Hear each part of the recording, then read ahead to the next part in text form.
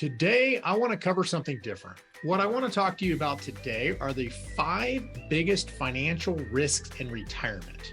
There was an article that recently came out and listed the top 5 financial risks or largest financial risks. And they all actually are unfortunately happening right now in today's economy, which is really interesting and really important to address. So let's go over them. Number 1. The number 1 financial risk is longevity risks, meaning the longer you live, the more money you need. It's sort of an easy mathematical equation, but again, every year you live longer, the more money it's going to require to cover lifestyle expenses, medical expenses, you name it, everything. Number 2 are health risks and medical costs. At the end of the day, if you get sick, right, it's going to cost more money to cover your healthcare expenses. And with that, the longer we live, the more likely we are to unfortunately have sicknesses and ailments. Number 3, stock market volatility. Okay, this is a really important one and one we're dealing with again right now. Year to date, okay? We are July 11th, 2022 today. The stock market is off almost 20% year to date. Statistically speaking, if the stock market was off by 10%, that could have a significantly financial impact on your overall retirement, reducing your financial longevity, okay, by 10 years. And we're off almost 20% year to date. That's huge. So we've got to be careful and we've got to consider how we spend money out of the stock market in a time like this.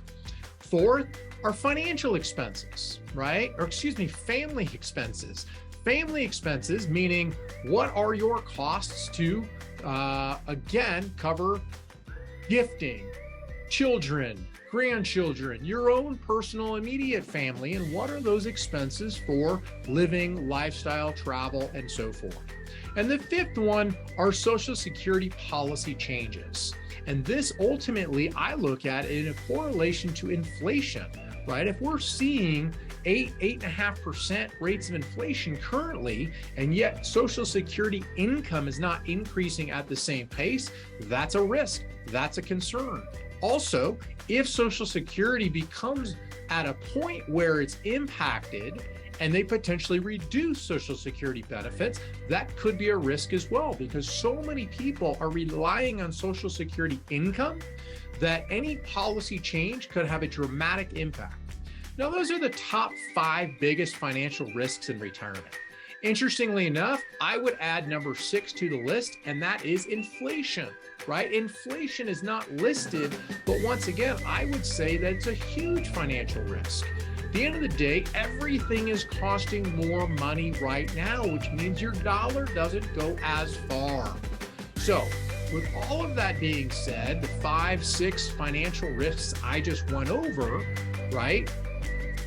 Generally speaking, a lot of those can be negated, right, or offset by converting some of your home equity to usable tax-free cash that you can use to offset those. You can use home equity to offset stock market volatility. You can use it to offset inflation. You can use it to offset longevity risk. You can use it to cover medical expenses or family expenses.